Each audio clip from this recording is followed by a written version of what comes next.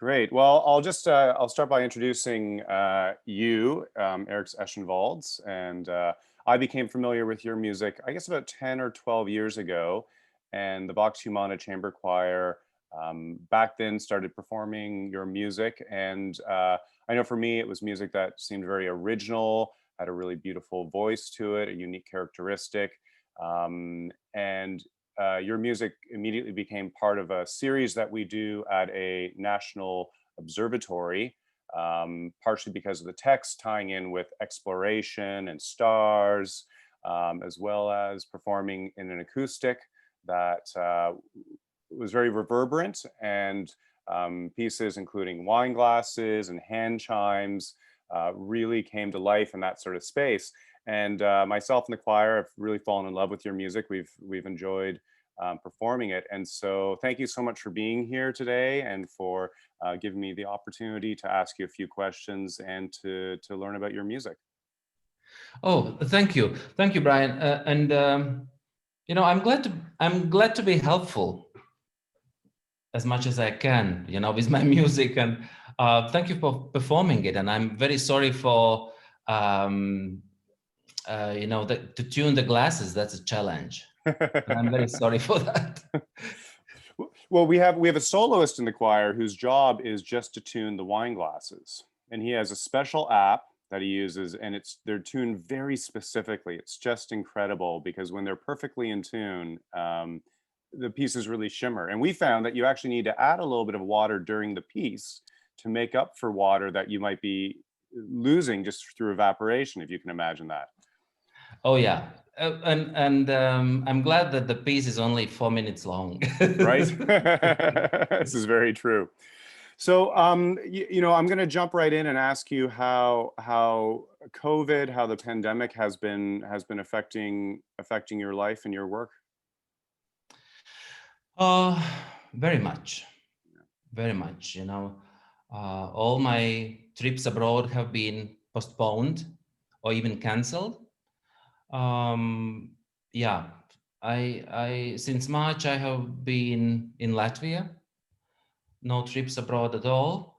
On the last day when the Latvia airport was open, I arrived from Norway. I was on a 5-day vacation trip there just for Northern Lights and to to rent a car and watch the Northern Lights. And the situation was becoming more dramatic, by hour by hour, and even in Norway. So, and I changed my flight. I bought another ticket day earlier to return. And so I was happy to return because the next day the airports were closed. So I would have stuck in Norway. So I managed to come back, and the beginning of pandemic was very strange.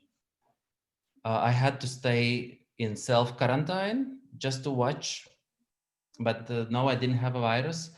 But what was my quarantine? Just every day I went to forest because we live in a countryside, and I just walked the forest and thought about.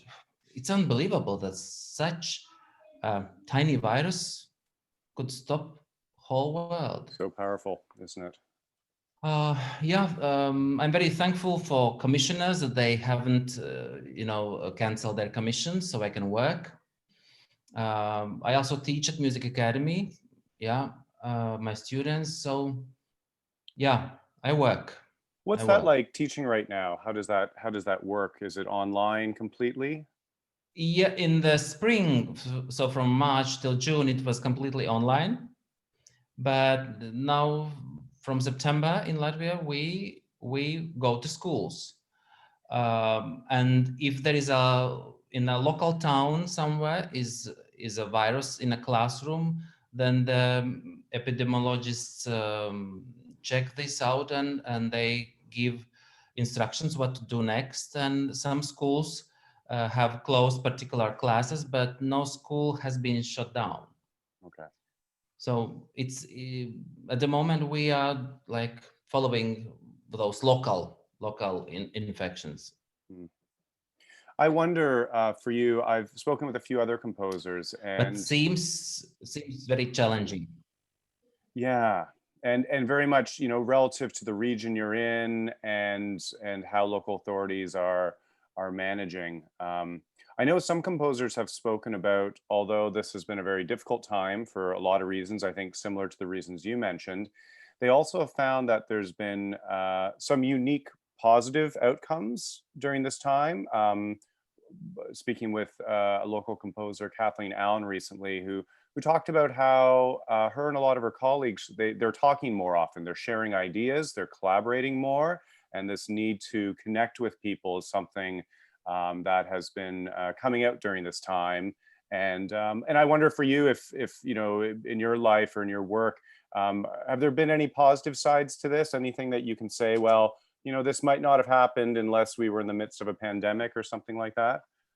Oh yeah, well, I see my family Mm. more, a lot more, because every month I have been traveling somewhere. Duties, teaching, performances, conducting premiere, yeah, every month, and now that's all gone. So now I have time really to enjoy my family.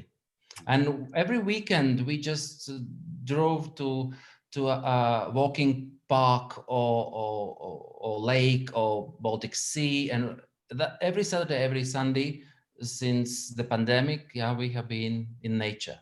Fantastic. Yeah, but about my composing during this pandemic, it's kind of strange feeling because um,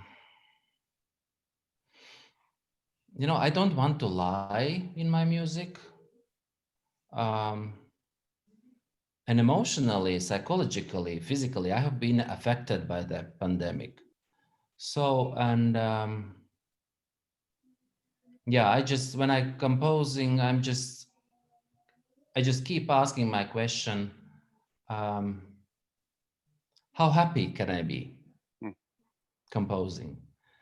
And is it a true happiness I'm putting into this new piece, or is it um, yeah, it's just brainstorming, and from one point of view, we are praying, oh please just find that vaccine and make every world Mm. happy, Right. everyone in the world happy, and let's move on, and let's come back where we were. But yeah, here we are. Yeah, I appreciate that. Thank you. That leads really well into something I was hoping we could talk about, and that's how composition works for you. And um, I know for each composer it can be a bit of a different process.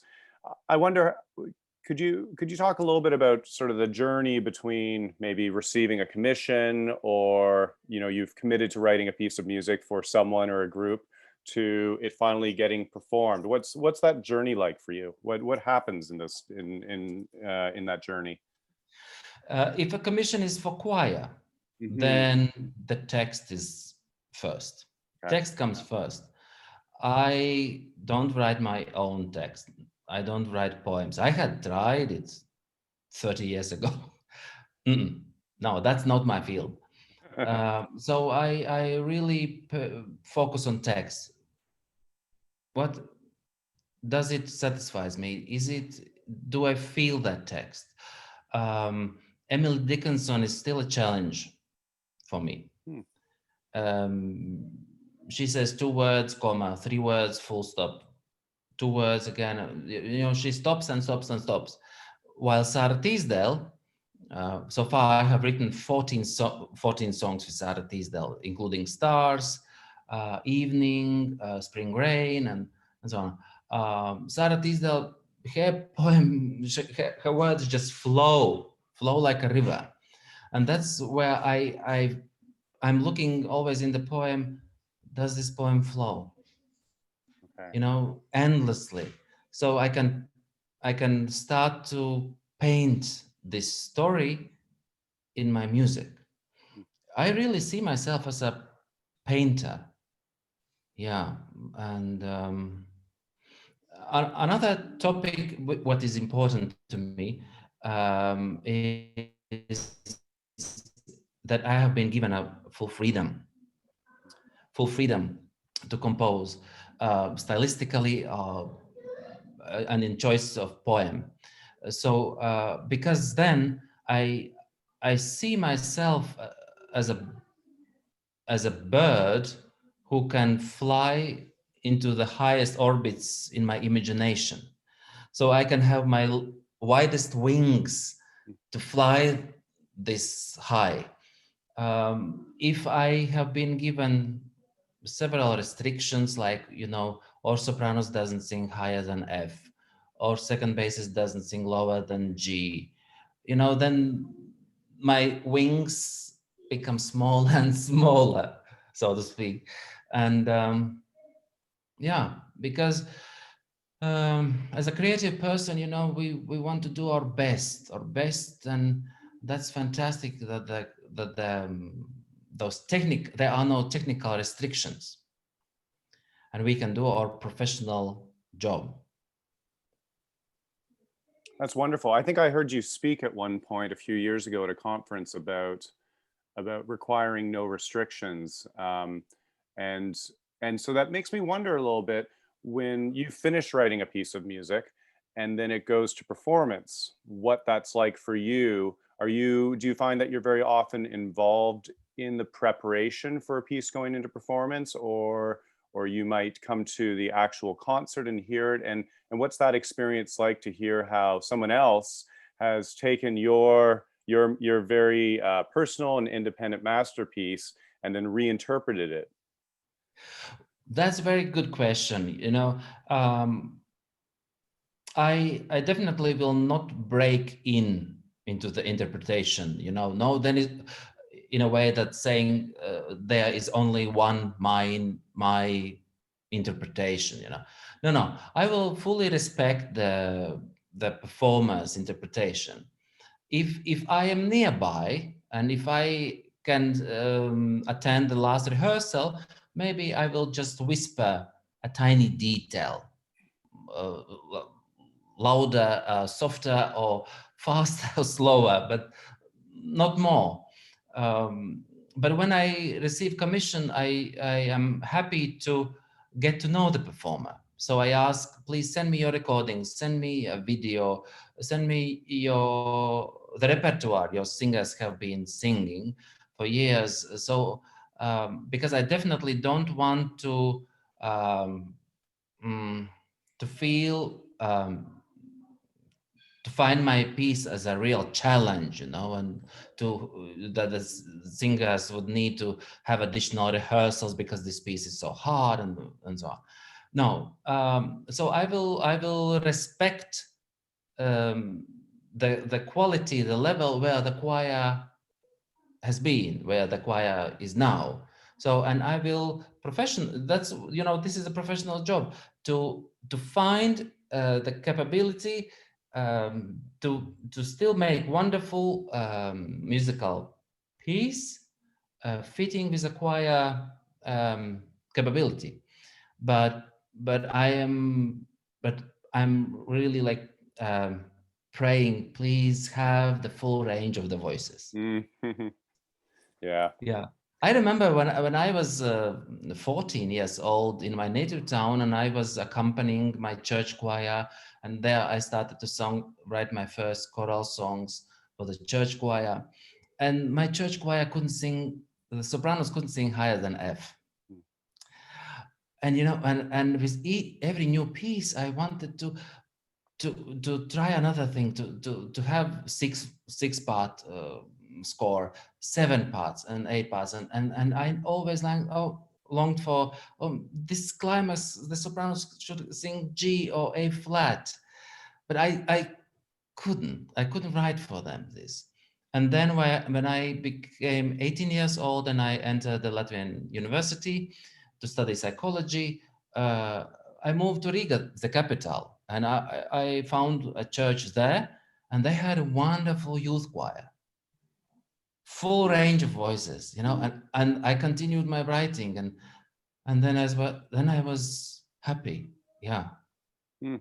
I wonder what's it like for you to hear a premiere performance? I mean, like just in terms of feelings, is there like a nervousness? Is it pure excitement? What's that experience like? Every new piece, the premiere of it, is like a new baby being born. And so my heart goes, and I'm in the audience like a shy kid because I know that I can't do anything. My destiny is in the hands of the performers. So, and I just hope and I wish them all the best performance and remember things the conductor asks you to do. And yeah, I'm very nervous, very nervous. I bet, and I would imagine vulnerable too, putting as much emotion and honesty into your music, and then to send it away, and then wait for the masterpiece to be unveiled. Hmm. Yeah, and also I see that composers we create a music, and that music is like black and white painting on paper.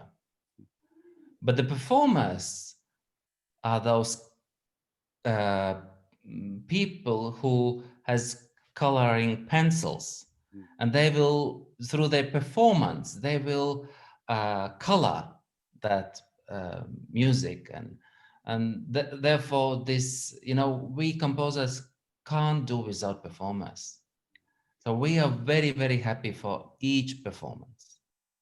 I wonder, you speak a lot about music making compared to visual arts, compared to painting. And are you a visual artist at all? Do you do any painting or drawing? Is this a passion for you as well? Oh my goodness, I love your questions because I graduated primary school with golden diploma, so I had all A's in every subject, like the top mark. Um, I had only one subject which was a challenge. It was arts, drawing. I was terrible in drawing, and they always gave me the last but one mark, but I wanted to have this the best mark, and I always had to do extra work. So the teacher became merciful to me, gave me the good mark at the end. So um, yeah, I'm very I visualize, Yeah. I really imagine. And I have found out that when I am in a movement, on a road, on a boat, on a train, airplane, and I just watch through the window, and since the objects are moving, is it Greenland or Iceland when I fly to America? Um, my brain receives some impulses from those moving objects, and that's moment when I become very creative.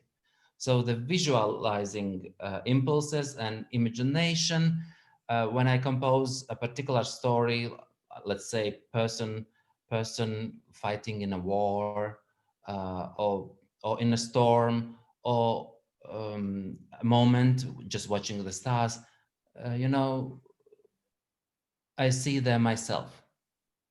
Mm. I am there, and I compose that feeling of nature, of that story, through my body, through my feelings, through my imagination.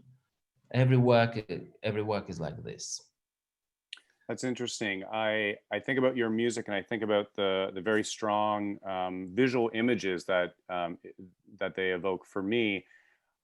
I also think a little bit about, you have some larger choral symphonic works that tell a literal story.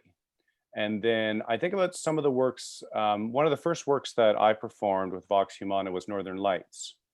And Oh, it's a shorter that's a work, but demanding piece. it has such an interesting story behind it. And as I was preparing for this interview, I was sort of thinking about some of the commonality between your works.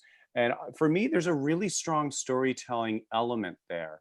And I wonder if that's your intention. I wonder if you might talk a little bit about Northern Lights, because to me it's such an interesting story with all these neat elements to it, and you can really, visualize the experience of the explorers, the captain. I love introducing that work to an audience beforehand because it really captures the imagination, and then when they hear the music, it's almost like a movie, like it just unfolds right in front of them.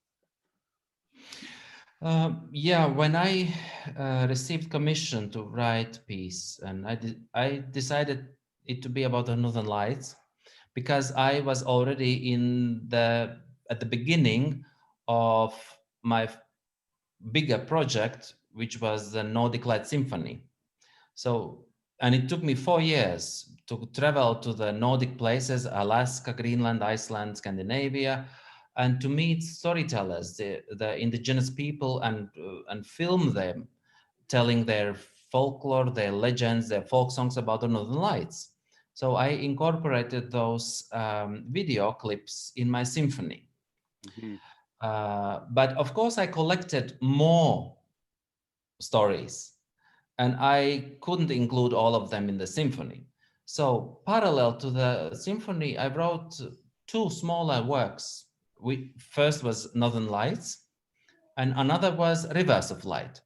Mm. So both of these songs speak about the Northern Lights, and both of these songs have quotations of Nordic nations about the Northern Lights. For example, in the Northern Lights, I included a Latvian folk song. Um, and and I and that's actually the only one Latvian folk song among million folk songs we have got. Only one speaks about Northern Lights because in Latvia, Northern Lights we see very rarely, maybe twice a year, not more, and usually just faint light on a horizon, northern horizon. Um, so I needed additional text, and of course, traditionally, I went to the poet books to search for what they have written about the Northern Lights, and you know what? Uh, I found all of them too sugary. You know, too praiseful, too sugar, too sweet. The Northern Lights so beautiful and blah blah blah. I didn't like those poems at all. I so I kept searching. I kept searching. So what kind of text should it be? Um, and at the time I was in Cambridge University, a fellow common and creative arts at Trinity College. So and they have university library, amazing collection of everything. And I just went to there, and I searched in their catalogs, books about Northern Lights. And I read about 150 books about Northern Lights. There I found those physical explanations, and then I also, usually the first chapter was Northern Lights in history. That's where I found also some good stories from the Nordic people, folklore. But then, you know, I found those explorers writings, these sentences from Fridtjof Nansen and Hall, from their writings. These sentences were quoted in the books. So I decided to research about this, and I found their writings in their ship journals, and that was it. You know, that was something unique. There was no sugar. There wasn't. That was like real bread, because they were kind of ordinary people, and they were on their duties up there in the very north on their ships, and they just simply were measuring wind on daily basis, wind speed, temperature, and so on. And in their writings in the evenings, in wintertime. It was like, and then at 7 p.m., a faint green belt appeared in the sky, and they started to, they continued to write about it. What happened after 5 minutes and so on. And wow, that was very original, and and that was true. They were there on the spot, and they had their feelings, and they didn't notice that their writings had turned into prose, Mm. you Mm. know, almost like poem, like good literature. And yeah, and I decided, yeah, what a wonderful text. And remember, there is this sentence in the beginning of the song. Um, Iceberg was silent. I too was silent. So, oh my goodness, what a poetical Mm. iceberg was silent, But actually, that's not a piece of ice in the water. What is iceberg? Iceberg is a nickname of a colleague on the ship. Nickname, Okay. So two persons on the board on top of the ship, just I don't know, standing out, watching, maybe smoking, and just because it's evening and northern lights, and yeah, his colleague had nickname Iceberg. That's interesting. I didn't know that. Not to interrupt, Me but too. what you're saying is I'm fascinating, and it makes me think a little bit about how people in that time wrote so differently. Like you talk about how their journal entries are like prose, And and they didn't know. and they didn't know, and that's the level at which they wrote, and the detail in which they wrote, and the vocabulary in which they wrote. And for someone during this time period like you to see it and to recognize sort of the interest in the text there is, I think that's really interesting. I would be scared to look at the journal entries for some people who live today, wondering what sort of content would actually exist. Yeah. Um, and when I was composing, I didn't compose that piece in one day, of course. It took me, I don't know, 2 weeks perhaps. But I remember as I was still brainstorming about, and in the process of the writing that song, I was again in the northern Norway, in Tromsø. It's a Tromsø city beyond the Arctic Circle, and that's a wonderful and cheapest place to fly there. In 4 hours, I can be there, and Northern Lights are like every night there. Wow. And I was there again for a week or one, and every night I just rented the car and drove out of the city, and and Northern Lights, of course, were active there, and no clouds, and I was just standing there, and I had already found that Latvian folk song, and also the Cambridge Ship Journal texts, and I was there below the sky, just watching and humming this Latvian folk song, and so I was trying to visualize, to imagine what will be the result of this combination of these sources, and I, I I had a feeling that we were standing on the same ship, Mm. just 150 years apart. But yeah, the Northern Lights, oh, they are beautiful. This is the largest optical phenomena in the Earth's atmosphere. There are other optical phenomena like rainbow, sun dogs, halo, moon dogs, but the Northern Lights is the largest one. Very, very beautiful, beautiful. I like Oh, this duality that exists in your work, um, and it sort of connects with, I think, what you're saying about not wanting a text that's too sugary. There's this real sense of fear that Hall speaks yes. about in the crew, and he responds to it, and this idea that they think the world's on fire, but then and then it sort of kind of like lulls them a little bit. It relaxes the mood as they fall into maybe the beauty of it. Um, and I guess for me that's where the storytelling becomes interesting, because it's not exhibiting just one feeling or one emotion. It's sort of this mix of emotions, and I love how the music reacts to that as well. There's almost like a waltz like feel that comes in, as they're talking about the beauty and the interest and the curiosity that they have in this. And I've wondered, what would it be like to be on that ship, to experience that for the first time as them? Hmm. Yeah, up there north, where nothing, there is no land anymore, just this ocean and ice. Yeah.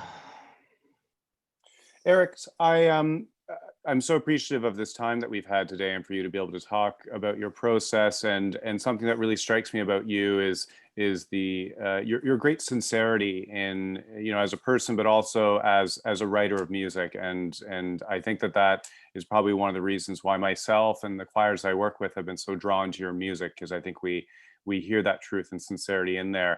I'm curious. Something I've been asking a number of composers, just for fun and out of curiosity, is, what sort of music inspires you? Do you have a favorite choral piece, or maybe something that you grew up with, something that's of interest, something that our audience might find interesting about your musical tastes? Oh, I like very much melodic music. Okay. Whitney Houston, Hmm. Barbara Streisand, Celine Dion, um, and I could continue. For example, Whitney Houston was my first teacher, so to speak, because when I was 10 years old, Whitney Houston was popular, very popular. She was everywhere, Hmm. but I was still living under Soviet Union, so occupied by communist Soviet Union, um, and we couldn't buy her sheet music.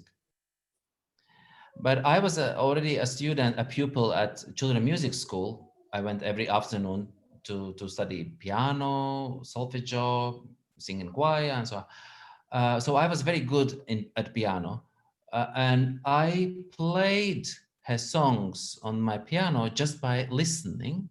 And I was surprised to find out that her beautiful songs consisted only of 5, 6 different chords, not Hmm. more.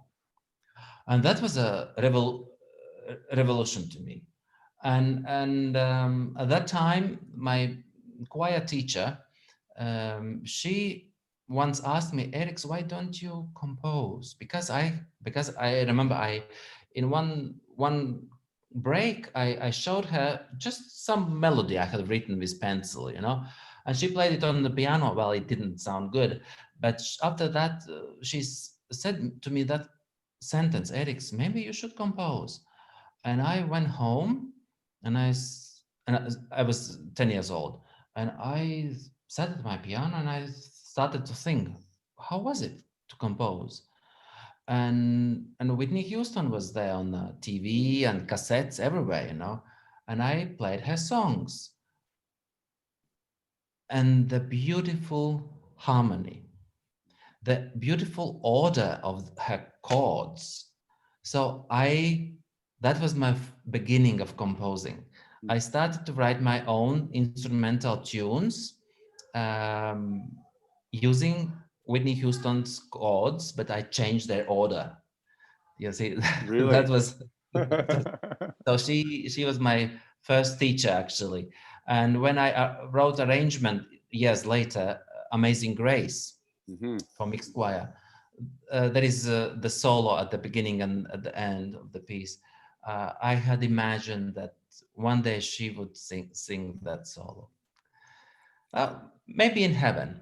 Maybe. Yeah. An So appropriate piece in heaven as well. yeah. So what else? I teach my students also. Um, you know, when you compose, then tell your story. Tell your story through your piece, through your music, and That's what I have been searching, be it symphony or be it a pop song or be it children ensemble, whatever piece is that, but if the story is beautiful and it tells you something which which makes your day, then I love those pieces. That's really nice. And I think we get that from your music. Thank you, Eriks. Thank you for this time. I hope you take care during, what will hopefully be not too much longer living with this horrible pandemic. But I'm glad that you're teaching and still writing, and we look forward to performing more of your music. When we show this interview, we'll include some video clips of us performing some of your music from previous concerts, and hopefully can just connect with more people and share your beautiful works. Oh, thank you, you wonderful singers, for your performance. Whenever you step on stage, uh, please remember it's not Esenvald's story that you are doing. When you are on stage, you are telling your story. So put your all emotions, your happiness, your energy, and tell through the music your stories. Thank you very much. Thank you, Brian. All right, take care, Eriks. Yeah, bye.